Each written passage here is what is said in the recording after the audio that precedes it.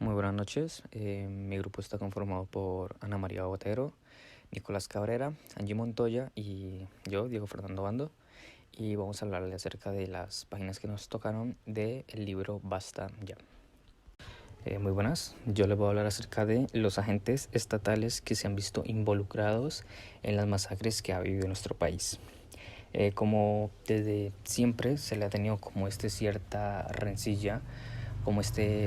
mal vista hacia los policías, militares y el ejército, porque siempre se ha dicho que ellos ayudan al paramilitarismo y que van en contra del pueblo. Pues hay muchos ejemplos que afirman esto, que como podemos ver en el libro,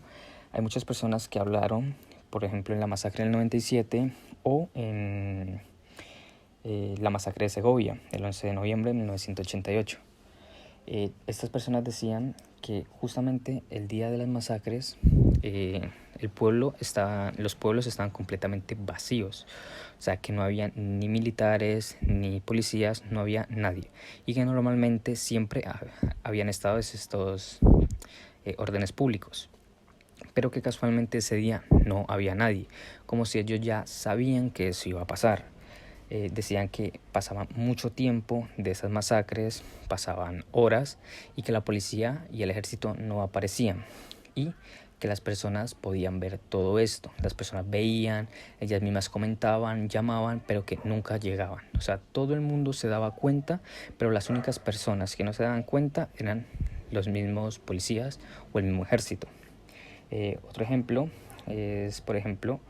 que una persona dijo que cómo era posible que a mitad de cuadra, donde hay un CAI o hay una estación federal, a mitad de cuadra puede haber un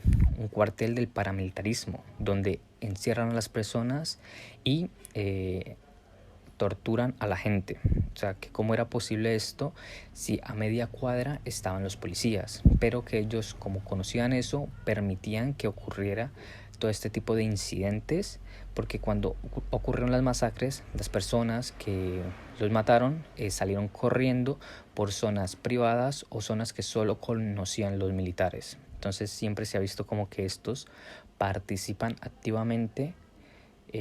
con ellos, que conocen, que saben qué va a ocurrir, quiénes van a morir, y todo esto como para callar o mantener asustadas a las personas de ese sitio. Ya que hablé de las fuerzas públicas, también podría hablar acerca de los servidores públicos como los alcaldes, concejales o gobernadores de dichos sitios. Había muchas personas, muchos testimonios que decían que estas masacres ocurrían porque el mismo alcalde o el gobernador las mandaba hacer para que así las personas tuvieran miedo y votaran obligadamente por ellos, porque si no votaban por ellos iba a ocurrir otra masacre. También decían que ellos mismos mandaban panfletos o mandaban hojas diciendo que no podían salir de sus casas o que no podían acercarse al monte porque ellos estaban en el monte y que ellos allá no iba a responder absolutamente nadie. Entonces la gente no se hacía la idea, porque si ellos sabían que estaban en el monte, ¿por qué no iban a ayudarlos? Otra forma en la que ayudaban estos servidores públicos eran los notarios o los jueces, porque las personas, cuando ocurrían las masacres, morían sus hijos, sus familiares, y estos iban a estos lugares para poner la queja, la reclamación y que se hiciera justicia, y estos pasos o este seguimiento se demoraba demasiado tiempo, hasta el punto en que las familias se olvidaban o no les hacían caso. Entonces, desde siempre se ha visto como una colaboración tanto de nuestras fuerzas públicas como de nuestros servidores públicos en estas masacres. Como bien se sabe, los contextos de la guerra con varios grupos armados no es raro en Colombia con el paso del tiempo. La dinámica de integración que usan las guerrillas en las comunidades, a pesar de que además de hacer uso de la violencia y de la intimidación del pueblo con el uso de las armas, algunas guerrillas también lo que hacen es establecer cierta confianza sobre algunos de los campesinos para establecerse dentro del mismo orden social, ofreciéndoles seguridad, comida y hasta hospedaje, y pretender que les pueden ofrecer una mejor calidad de vida que la que ya les daban, para poco a poco irse ganando miembros importantes de la misma comunidad como los maestros, y adquirir un cierto tipo de control y poder en el que comprometen a muchos, sobre todo a las niñas, que pues ahí podemos ver un impacto diferenciado de violencia en la comunidad. Y pues los someten para que sean marionetas para su propia diversión y sus caprichos. Además de que pues también matan a su propio antojo y generan cierto miedo de los campesinos, quienes temen por sus vidas. Pero pues lo que se va convirtiendo en una tela de nuevo orden social, y en tanto la situación para los guerrilleros va empeorando y tienen que abandonar estos territorios, dejan atrás a los campesinos, que en un principio les ofrecieron también ayuda y un lugar en la comunidad, y pues estos, o sea, los campesinos, se convierten en carne de cañón. Bueno, este impacto de la guerrilla sobre los campesinos y las comunidades ha tenido varias emblemáticas, además de las que ya les mencioné anteriormente. Una de ellas son las memorias de la estigmatización, que pues en realidad ya se habló en el capítulo anterior, es decir, en el capítulo 4, pero pues algo que no se tocó y que hay que aclarar de este tema es que esta era una de tantas estrategias que se usaban las guerrillas para echarle la culpa a las mismas víctimas. Por causa de los prejuicios propios de la apariencia sobre muchos campesinos, ya sea pues porque se parecían físicamente al enemigo, o porque tenían ciertas conductas parecidas, o hasta por el lugar de residencia, muchos de los relatos y testimonios que estos mismos daban eran desmeritados y difamados por la población civil, que pues a largo plazo lo que hacía era degradar la confianza que tenía la comunidad sobre estos mismos individuos. Como les iba comentando, a los campesinos se les juzga mucho por su apariencia, porque es tanta la desconfianza de que puedan tener informantes del otro bando dentro de la misma comunidad, que tienen que estarles revisando la vestimenta. Por ejemplo, a los hombres se les prohíbe usar colores de insurgencia como el negro o el rojo. Tampoco pueden llevar ponchos ni botas de goma, y les mantienen revisando las manos por si traen ampollas o por si están reventadas, o también los hombros para ver si tienen marcas de haber cargado maletines, porque pues son indicios de ser parte del bando enemigo. Aunque muchas veces se llegan a confundir ciertas cicatrices y terminan siendo juzgados injustamente. Asimismo es con las mujeres, pero pues destaca más el estigma racial y la forma de vestir, como el llevar botas negras y sudadera negra. Incluso muchos hombres se aprovechan de este tipo de prevenciones para esclavizar a las mujeres en las casas y ponerlas a hacer oficios sin oportunidad de defender su propia posición. Las personas que han estado expuestas al ámbito de conflicto armado se han visto en decisiones alternas con tal de poder vivir medianamente en paz, así como el sobrevivir. Se han creado cierto tipo de estrategias recursivas que deben adoptar para poder prevalecer en momentos difíciles. Los espacios de autocuidado y corrección, negociación y parcial recuperación de escenarios afectados les permite recuperarse poco a poco bajo su entorno. Una de las estrategias más importantes es el permanecer en un estado de alerta a cualquier indicio de un problema mayor, como lo fueron los sobrevivientes del barrio El Sábado en la comuna 13 de Medellín en el 2002, así como otro caso fue el de la masacre del 2 de mayo del 2002, donde los signos de alerta más comunes eran las amenazas en cartas, rumores de pueblos aledaños o incluso grafitis con ciertos símbolos de amenaza próxima. En la década de 1980, uno de los grupos, como lo fueron la Asociación de Trabajadores Campesinos del Cararé, o abreviados ATCC, usaron diferentes tipos de estrategias, tanto individuales como colectivas, para poder crear espacios de refugio. Se tomaban iniciativas como el guardar caletas para diferentes lugares de emergencia en caso de llegar los grupos armados. Al ser los hombres los principales individuos para las guerras, sin presencia de personas, simplemente pasarían de largo o por lo menos no habría víctimas de reclutación forzada. Ya para muchos de los habitantes rurales era común tener lugares como campamentos cerrados y ocultos por si se presentan este tipo de situaciones de conflicto. Todo desde diferentes grupos para no dejar rastros o sospechas. Todo este tipo de situaciones y ámbitos genera cierta adaptabilidad y estilo de vida que ya era muy común para las personas, así como necesario para evitar la desolación y el aislamiento, como lo eran determinadas horas para salir, ciertos hogares de encuentro, así como el almacenamiento de varios recursos en casos de emergencia. Se utilizaban varios lugares, como lo eran las iglesias o casas grandes de ciertas familias, para compartir información, recursos y también pasar un buen rato, dado que entre todo esto era necesario la comunión y divertirse un poco. Muy buenas noches. Yo les voy a hablar un poco sobre la solidaridad y las ayudas. Bueno, realmente yo considero que esto pues es un tema muy importante porque pues a pesar de que las personas están pasando por ciertas situaciones las cuales pues son bastante complejas,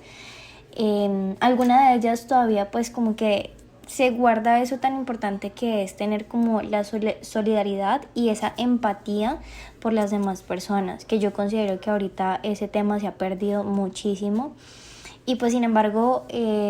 pues por mucho que todo esto haya estado mal y que muchas personas hayan sufrido, realmente realmente estas personas están pasando por situaciones bastante complejas, como lo son el desplazamiento, muertes, violaciones, masacres, cantidad de cosas que esas personas han tenido que vivir, y algunas de ellas guardan como esto que les decía ahorita, que es ser solidarios y ser empáticos. Y pues todavía existen personas que les gusta ayudar a las demás personas sin ni siquiera esperar como algo a cambio, y que realmente se ponen como la mano en el corazón y dicen como que bueno, yo pudiera estar pasando por esta misma situación, y simplemente se dedican a ayudar a las demás personas. Algo que dice en el texto que me pareció súper importante es que hay que recordar que los actos mediante los que ciertas personas salvaron, ayudaron o protegieron a otros en situaciones límite rescata la bondad humana que permite a personas o a grupos enteros huir, encontrar refugio o resolver circunstancias de algún riesgo. Bueno, uno de los testimonios que hay pues como tal en el texto dice que uno de una de las personas que vivió pues como esa situación, que fue en este caso un profesor, el cual llegó pues como a un pueblo, apenas estaba pues como llegando y todo este tema, y justamente cuando esa persona llega, pues fue como advertido por una persona en específico, que le dijo que pues no siguiera como por el lugar en donde él iba a ir, porque habían pues ciertos paramilitares en cierta zona del pueblo, entonces que no fuera para allá. Entonces esta persona pues simplemente no acató como como esa información que le brindó la persona, y no tomó como la advertencia que le dieron, y simplemente siguió su camino. Y al seguir su camino pues estos paramilitares lo pararon y lo requisaron, en fin, lo dejaron pasar. Pero pues obviamente ese temor de uno como persona, pues imagínense uno estar caminando en la calle y que simplemente llegue alguien y que les diga pues no, o sea, paren y yo lo requiso porque sí. Entonces es como que bastante complejo ese tema, ¿no? Entonces ya llega un momento en que él llega a un punto en donde una persona muy cercana a él le dice ya como que no vas a seguir y simplemente te quedas acá y entras a la casa y no vas a salir. Entonces él se queda como que pero ¿por qué no puedo salir? Entonces esa persona le dice como que mira, es que en el parque a donde te vas a dirigir o lo que vas a ir a hacer están recogiendo pues personas, hombres, pues para llevárselos. Entonces pues obviamente no vamos a permitir que eso pase, y pues esa persona evitó que este profesor fuera, o no sé, agredido, lo hubieran matado, en cantidad de cosas que le hubieran podido pasar. Entonces, realmente gracias a este tipo de actos, que realmente son muchas cosas que uno puede realizar por una persona en estas situaciones, la verdad, esto ha sido posible. Digamos que ese tipo de actos han sido pues como la idea de salvar como salvar a las personas de ciertas situaciones adversas por las que muchas de esas personas pasan a diario. O sea, esas personas todo el día, todo el tiempo están pasando por situaciones súper angustiantes, que es esa incertidumbre de qué va a pasar o qué puede suceder, nunca hay una tranquilidad, y pues tristemente son más las personas que no se logran salvar que las que incluso uno puede ayudar. Entonces pues debido a esto ya pues como que bueno, algo que hay que tener muy en cuenta es que las personas han tenido mucha desconfianza y se han perdido como esa confianza hacia las demás personas en cuando brindan una ayuda, porque realmente hubo personas que se implicaron en cuanto a simplemente por recibir beneficios, en cuanto a la gente que quería como sacar provecho de esto, por decirlo así. Generaban como ciertas alianzas o simplemente sapeaban a las demás personas,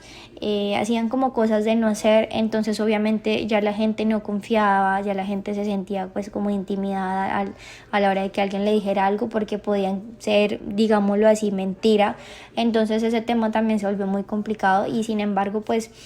como les decía en un momento, no, o sea, esto a pesar de que sucedió, las personas siguen ayudando a los demás y siguen pensando en los demás, no solamente en sí mismos, y eso es algo tan importante que realmente debemos tener muy presente. Listo, chicos, esto sería pues como todo. Les agradezco mucho por su atención